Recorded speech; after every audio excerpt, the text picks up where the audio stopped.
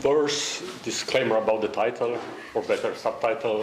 It was the problem of multiple subjects. That was more of an initial point of interest as an entry in this paper. It ended up being not that productive beyond what is pretty much common knowledge, namely that Hegel has provided socially embedded ethics compared to Kant. So perhaps more informative way to title it would be Hegel's determinate negation of Kant. That is, I will sketch an account of not just how Hegel criticized Kant, but how precisely Kant's transcendental subject ends up being taken up in Hegel's philosophy, or where it ends up. And so perhaps even the title should be instead Kant's intervention in Hegel's ethical framework. So I could describe what I will mostly be doing as, let's say, archaeology of Hegel's political philosophy. Archaeology in the sense that I think a lot of, some useful insights or better understanding of Hegel can be gained if we take into account that his philosophy, especially political philosophy, has layers. So in the sense that not every Hegel's thought sprang into existence at the same time. And so his major social theory, let's say, contains traces of its own development. So it might be helpful to understand them as such. That is, to understand it as a certain long internal monologue. So it will be a bit of a more philological, textual-based presentation. I hope I can at least use it as a launch pad for some bolder, slightly bolder thesis for the discussion. So I will begin this archaeological presentation with Hegel's essay on natural law, which already contains his critique of Kant's ethical philosophy almost in the final form. Of course, probably the most important point is of Hegel's criticism is the problem of materiality of Kantian moral law. This is the point that he often repeats whenever he touches on Kant's moral philosophy, that is criticism of empty formalism, that is that strictly formal criterion of morality cannot provide anything else, any material instruction of proper action. Hegel usually brings up Kant's own example here and elsewhere, Kant's own example of deposit in order to illustrate that Kant's moral law produces no actual new content, but merely affirms the existing moral or legal categorical structure. So in the case of deposit, it affirms the category of property, but does not justify it independently. It is interesting to know that Hegel, in the essay of natural law, provides another class of counterexamples to Kant, so-called false negatives, as Alan Wood, I think, calls them. So cases where categorical imperative forbids, according to Hegel, certain course of action that should be, in fact, be perfectly admissible or allowed. The cases he mentions are help the poor people or defending your own country, and he claims that the successful universalization of these maxims destroys their categorical presuppositions. So if everyone would be to help the poor, then the poor would disappear, and so the categorical imperative would abolish itself. I mean, it's interesting to know that that's important because I think it shows how I will not be concerned how correct Hegel is. I just want to show that he's more concerned about well, he tries to reach the points where universalization does not work. He tries to go into the sphere of difference. This is his goal. That perhaps this becomes clear if we consider, already at the very beginning, where he announces, when he introduces his critique of Kant, he claims it at once becomes clear that since pure unity constitutes the essence of practical reason, a system of morality, System der Sittlichkeit, is so much out of the question that not even a plurality of laws is possible. Whatever goes beyond the pure concept of duty and beyond the abstraction of law no longer pertains to this pure reason. So, as we know, System der Sittlichkeit is the first title that Hegel conceived for his system. He was composing it at the time of writing. it seems rather clear to me that the purpose of this criticism is, let's say, somewhat external to Kantian project.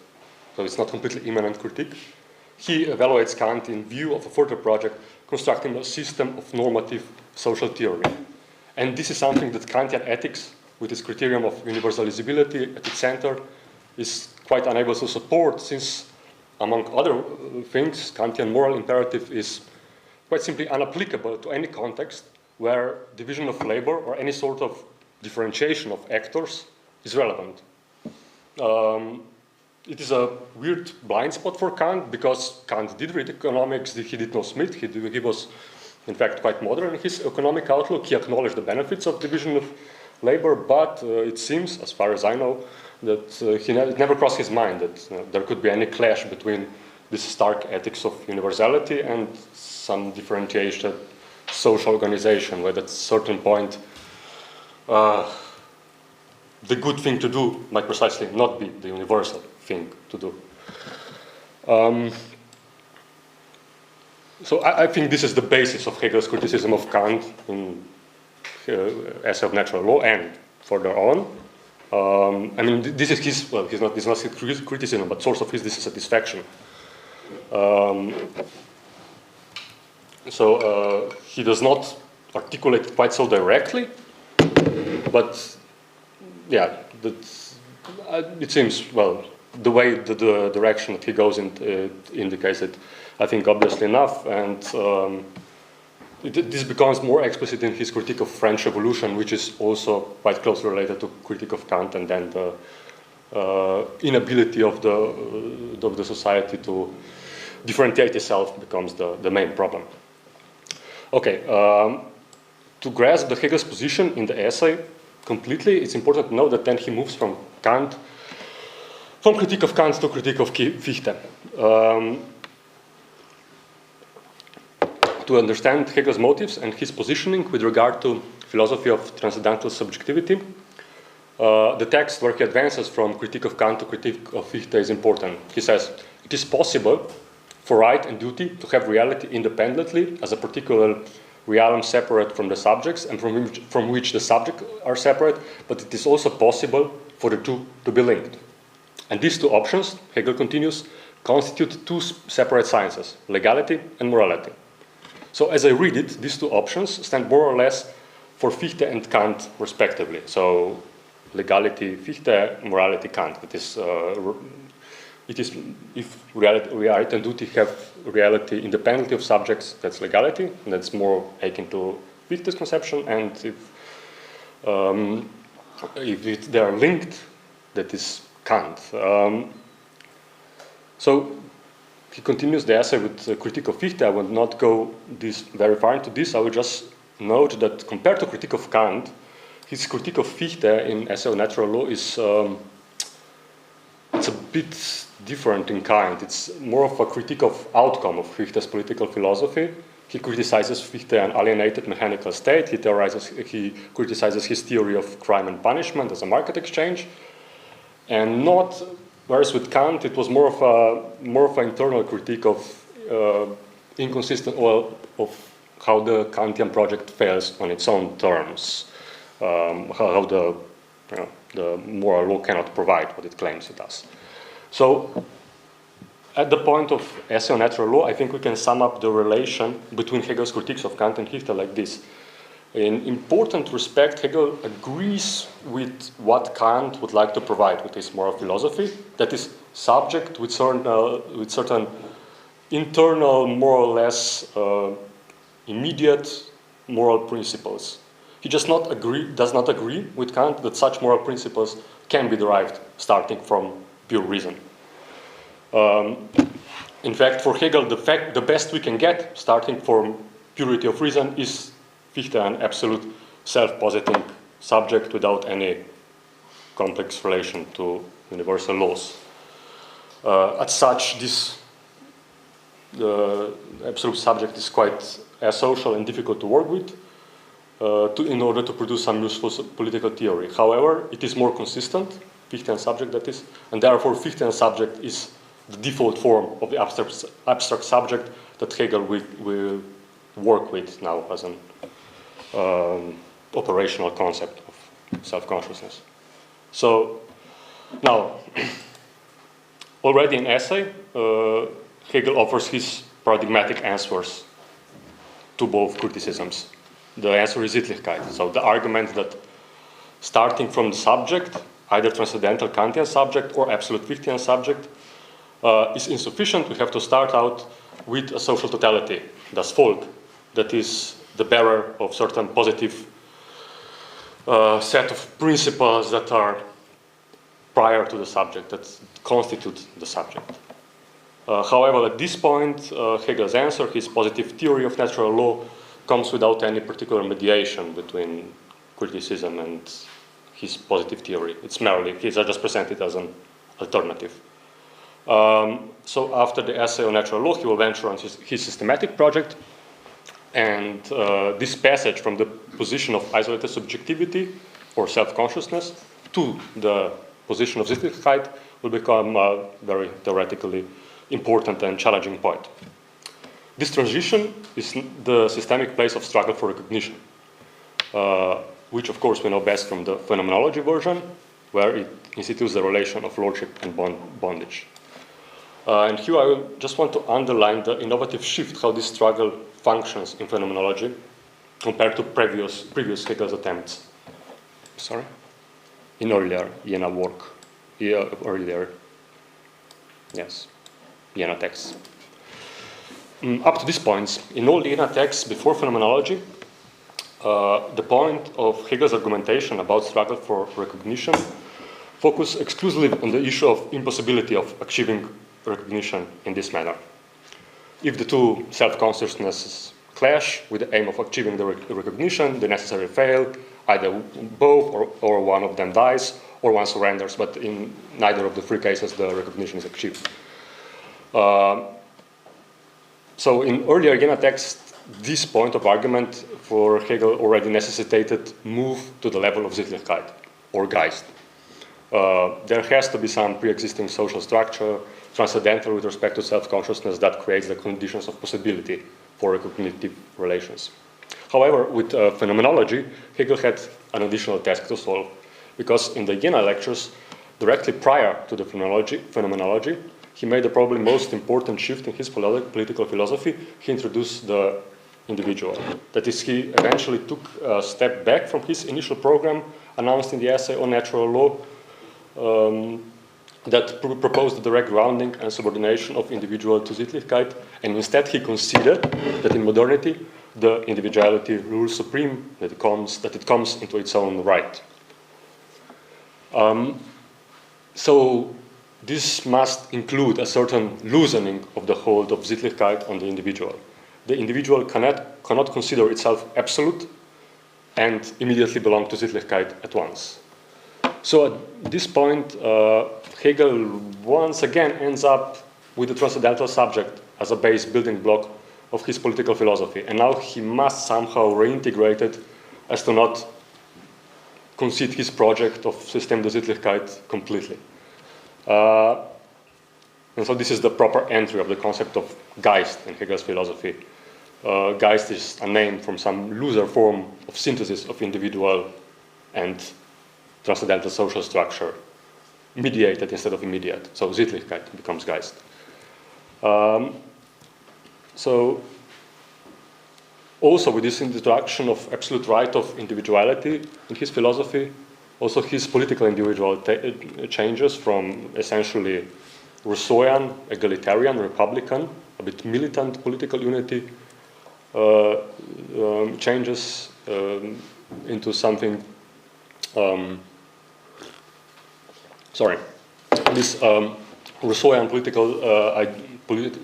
Rousseauian republican political ideal falls apart. It has been, in fact, fraying in Hegel's philosophy for quite some time, especially under the influence of reading contemporary economists. He was beginning to realize that fragmentation of modern society, its system of difference or system of reality, has a certain actuality to it. So absolute right of individual, that is total sovereignty of individual over itself, was for Hegel incompatible with his participation and empowerment within political system. So for Hegel, this presents an unavoidable trade-off. So he moves from republicanism to much more liberal and initially slightly authoritarian model of political government. So for Hegel, absolute individuals cannot meet in any kind of harmonious political community. So at this point, he must have gotten from here he must have gotten the impulse for this important change in function of struggle for recognition. Instead of the failure of struggle for recognition producing a clear break that immediately transposes individual into a civil state onto the level of Sittlichkeit, as was the case in earlier Jenaer texts, in phenomenology, something else happens. Now this asocial, absolute individual must still be civilized through struggle, but also somehow be retained as to be hopefully, at least in time, transformed into more governable form. So instead of direct passage to Sittlichkeit, struggle for recognition will now produce socially functional, submissive, but internally individualized subject, the bondsman. John McDowell advanced an intriguing interpretation of chapter on lordship and bondage that explicitly ascribes to it the function of Hegelian construction of Kantian duality of transcendental and empirical, or more precisely, the point of construction of the Hegelian construction of duality of synthetic perception versus capability of immersion of consciousness into empirical world. Now, I do not think that McDowell's interpretation is quite tenable as it stands literally, because it somewhat curiously claims that the chapter doesn't really describe the interaction of two actual individuals, but only one, that it is only allegorical description of development of one individual. I'm not quite sure if that can really work for the chapter on Lord and Bondsman, because it seems to me that we are at too fundamental level of abstraction to really make sense to speak of any allegory. But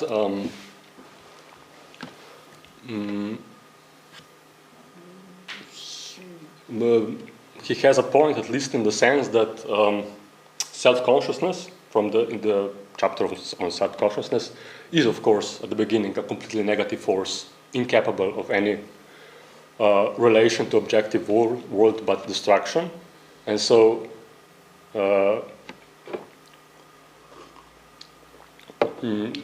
pure self-consciousness at the beginning of self-consciousness chapter can relate to the world only by proving the latter's non-actuality. But with the struggle of and submission that follows, at least the stage is set for Kantian subject somewhere down the line. MacDonald has a point, at least in the sense that Lord and Bondsman in phenomenology is a step in the direction how to tame, how to socialize initially Fichtean self-consciousness in more Kantian direction. So in this sense, looking at transformations of Hegel's thought in Jena, the phenomenology of spirit is in fact reintroduction of Kant into Hegel's philosophy, not its refutation. So compared with Hegel's earlier systematic attempts, Kant is here more constructively engaged, included into his philosophy.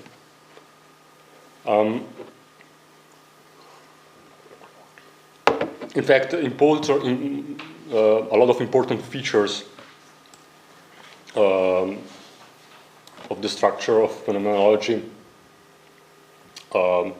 can be explained by, it is structured around Kant. Because after the Lord and Bondsman episode, we run through history from the perspective of individual self-consciousness in chapter on self-consciousness and reason.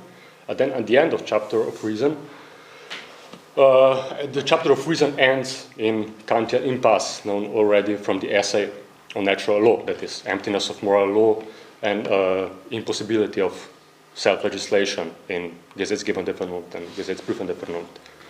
So as a result of this impasse, the consciousness discovers that it has been something else all along.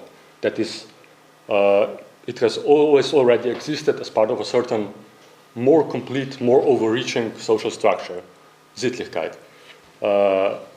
And here Sittlichkeit is introduced essentially, well, Geist with the first point of Sittlichkeit, it is here introduced essentially as a repetition of the argument from the essay on natural law. And so in the chapter of Geist, consciousness runs through history again with a certain, well, let's say, with a view from outside, so to say. So as belonging to a concrete historical Geist. And then at the end of the chapter of Geist, we get to the same Kantian impasse. Kantian subject becomes the official structure of Geist in the chapter on morality, and the dead end that we met at the end of chapter of reason repeats, instead of only that now, instead of being internally incomplete, the subject proves itself for more or less the same reason incapable of providing positive, successful social bond. The reconciliation is only negative. So what I presented so far was more or less a sketch how transcendental philosophy is not only initial point of criticism, but also not only the starting point of criticism, but also a constant attractor of Hegel's philosophy. So archaeologically speaking, Hegel's philosophy is not structured as one-directional argument against transcendental subjectivity. But to provide a bit of more pointed conclusion, I would like to draw attention to the notion of Eigensinn in Hegel's work. Eigensinn is a notion that I think provides a very useful concentration of conflict that remains even within the final mature formulation of Hegel's ethico-political philosophy. More specifically, Eigensinn focuses precisely the ambivalence of his treatment of transcendental practical philosophy, that is at the same time critical and adoptive. So Eigensinn is the name of Hegelian reinsertion of transcendental subject into the framework of Sittlichkeit.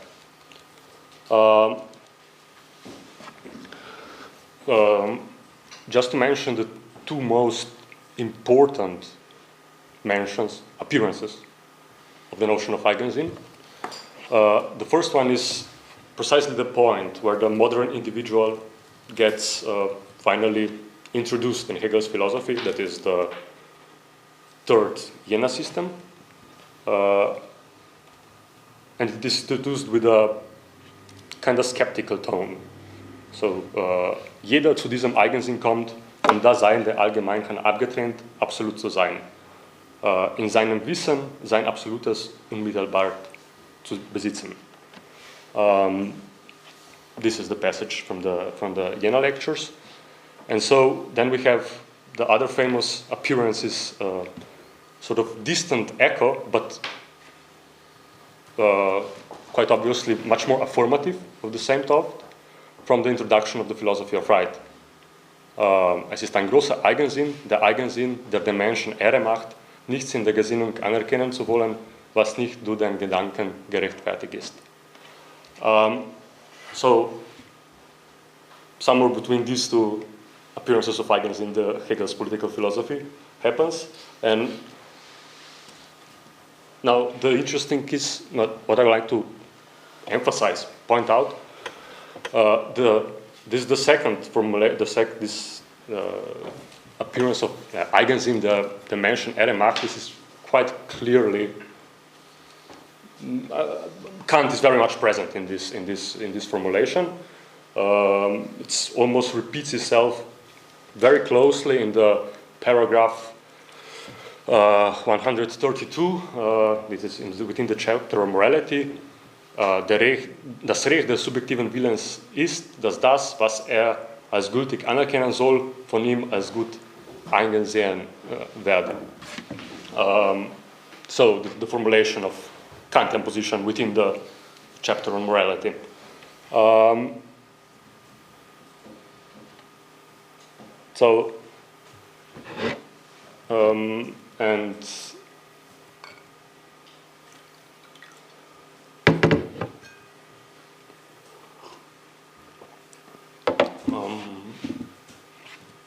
Well, the chapter of morality in philosophy of right is, of course, functionally the same as chapter on morality in phenomenology of spirit, and here and there it shows to be incomplete and insufficient to itself, even though differently, of course, in phenomenology of spirit. It moves to religion and absolute knowledge, but here in more Doubt of Ether, it continues into the sphere of Sittlichkeit. But the important thing is that in both cases, the transition is somewhat abrupt and mostly negative. So to end with something as close as possible to a thesis, precisely this notion of Eigensinn that I mentioned, Eremacht, I think indicates how still undecided is the order of priority between these two possible instances of ethical absolute in Hegel's philosophy, that is individual self-determination and Sittlichkeit. So, however strong and characteristic his emphasis on Sittlichkeit is, I think this indicates, the notion of Eigensinn that is, that ultimately it is not effectively, that Sittlichkeit is not effectively above individual for individual. So while Hegel says that in well-ordered society it is not hard to tell what is the right thing to do, therefore what is good from the perspective of Sittlichkeit, but still this whole roundabout, this whole labor he puts into the reintroduction of absolute individual individuality in his philosophy has a sense only if we recognize that what is Sittlich in modernity never touches, never grabs the individual in completely binding way, as was, for example, the case of immediate Sittlichkeit he started with, modeled after antiquity. In modernity, I think that the individual always has a certain opt-out option from Sittlichkeit. Thank you.